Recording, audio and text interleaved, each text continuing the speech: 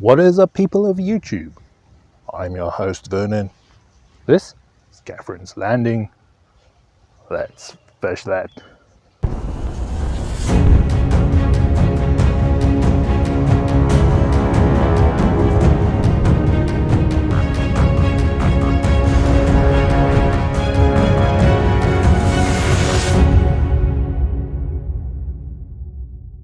Alright guys, made my way out here to Catherine's Landing.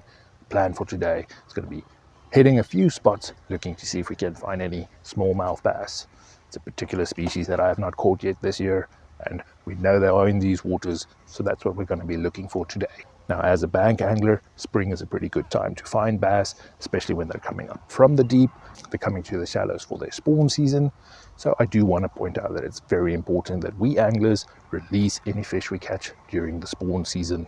These fish, when they're coming up shallow to spawn, they are the future of your fisheries, so therefore it's very important that we handle these fish with care and release them safely so they can spawn. But with that being said, let's get to fishing. Alright, so we're going to start out today here at Catherine's Landing. It's actually one of the only spots where you're allowed to fish inside the marina. They have a particular fishing spot with a fishing pier inside the marina. Other than that, you're not allowed to go near any of the boats and stuff in the marina. So we're going to start out here, seeing lots of people trying to fish out here. Throw around a few lures. After that, we'll move to a new spot. Alright, and right off the bat, we have a little bed here in the water and a fish that just swam away from that bed. So we'll see if we get him interested.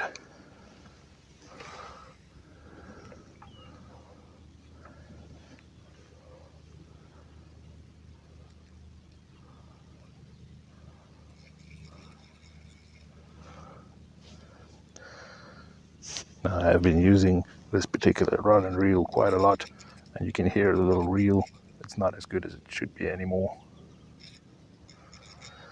But for this type of fishing, where we're fishing down on the bottom, this is a particularly good rod for that.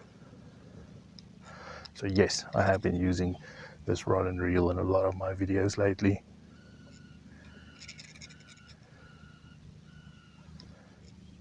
But for the particular fishing we're doing today, this is the best bait.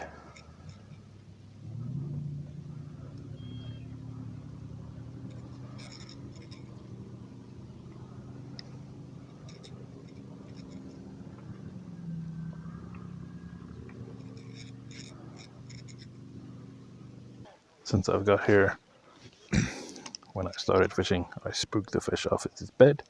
So I'm just going to hang around for a while, see if maybe that fish will be willing to come back to its bed. Clearly it does not have any eggs or anything on there at the moment, otherwise it wouldn't leave the bed.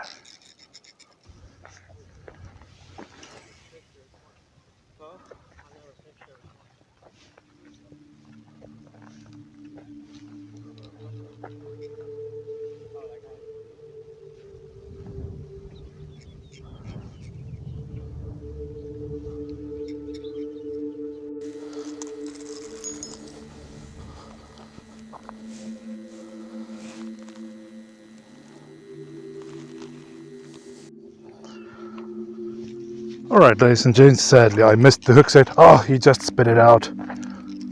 He had another lure in his mouth as well. But we had one hooked off of the bed. It's going to take him a while before will be willing to go for another lure.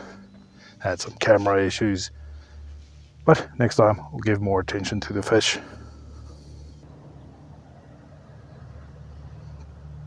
You can see him thinking about it, but having just felt the hook, he's not going to be biting again soon, so rather give him some time and we'll try again.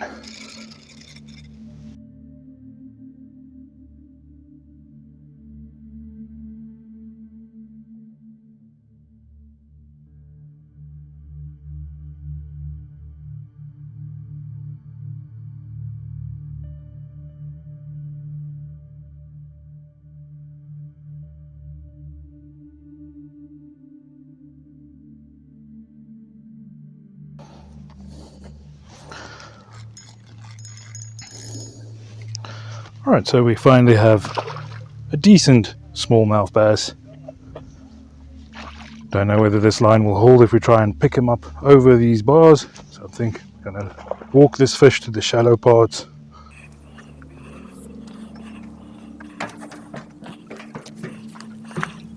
Got this little fish and a Ned rig. Been swapping to different colors. This one went for the chartreuse color.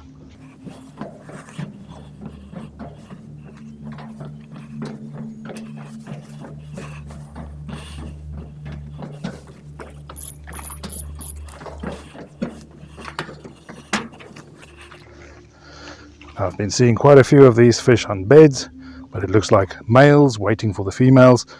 I don't think they've spawned yet. They're going into the spawn. This one was in deeper water, not on a bed. We're quickly going to have a look at him and then get some photos and release him.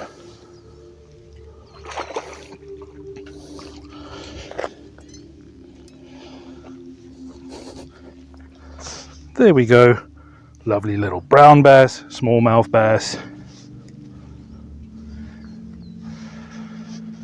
The patterns on the back turn these fish looking brown rather than the green bass, the largemouth bass.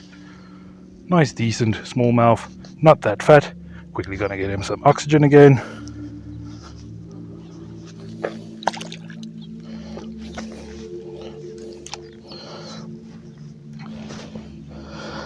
Lovely super clear water. Good to see the fish. Let's quickly get him on a lip gripper.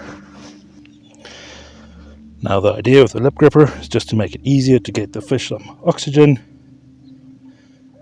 Like I said, it's important that we keep this fish in the water as long as possible, give him as much oxygen as he needs. We don't want to be harming these fish.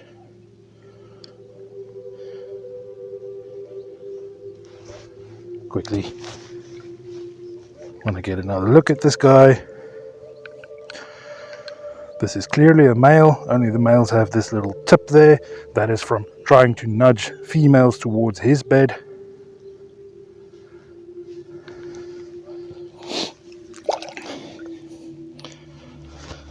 And it is important for the males to try and keep their strength. So we're not going to keep this guy too long. Let's quickly set him free.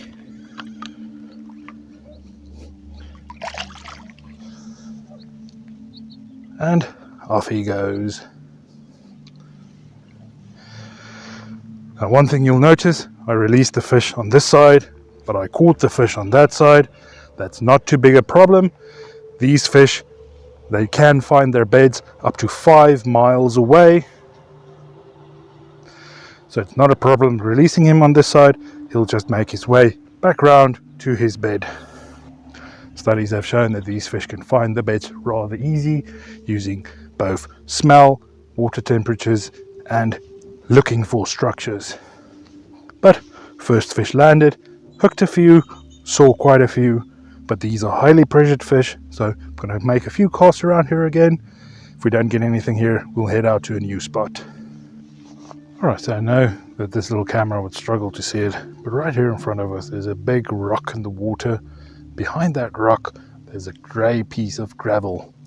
Now that grey piece of gravel is actually a bass bed.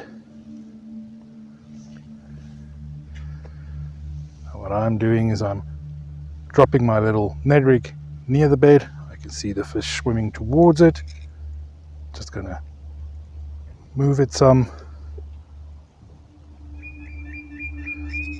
Fish is looking at it. Still looking at it. And it turned around and swam into deeper water. Now, that's the problem I've been having. These fish are interested in what I'm throwing, and I'm changing the look of it. Been swapping to different colors, but it seems like they keep just looking at it. They're not committing towards it. I think the reason for that is simply that these fish have seen these lures so many times. The problem with fishing in this particular spot, yes, you can see the fish on the beds, but everyone that makes their way out here is throwing a lure at those fish. Now you might get lucky and hook them, or you maybe have to go into the deeper water to try to find the ones that haven't been sight casted yet. But it seems that these fish are well aware of what the lures look like and that they should not be messing with them.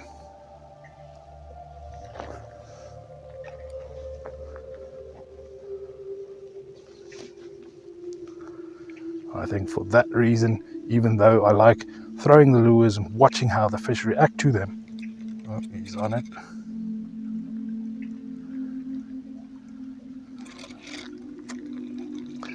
Even though I like seeing how they react to the lure, I think these fish are highly pressured and maybe I need to move around, find another spot.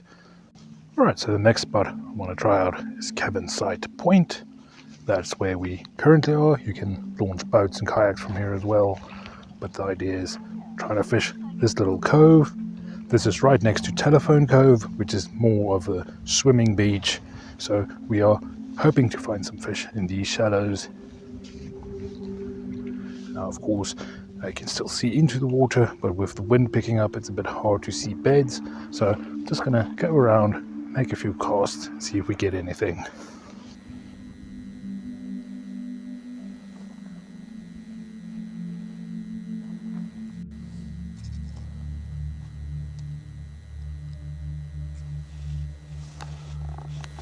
This is a particularly good looking spot, nice deep pool, and we have some trees and some cover. But if there's one thing I'm not seeing any fish around here.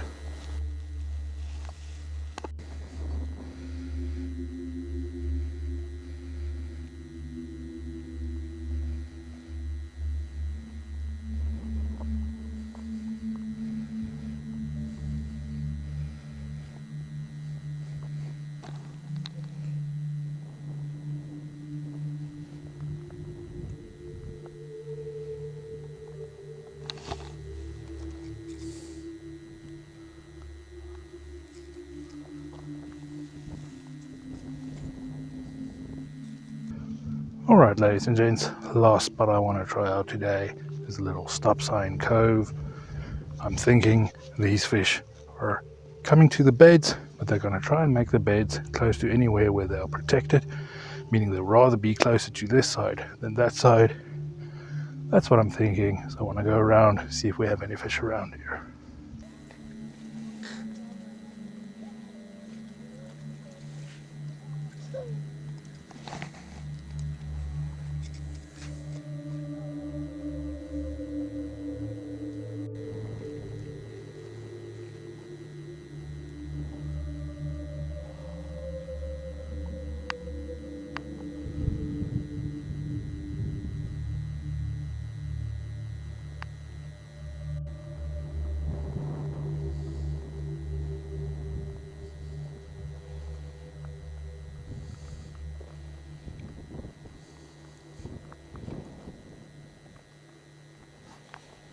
Alright, ladies and gents, I think that is where I'm going to call this video. We spent a couple hours out here at Lake Mohave, and all this time out there I missed 3 fish. I got hooks and I messed up the landing of the fish, and that means all in all I only got 1 fish out there today.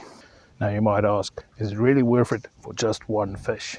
It took me 2.5 hours to get here, and it's going to be 2.5 hours to get back. That's a total of 5 hours spent just driving.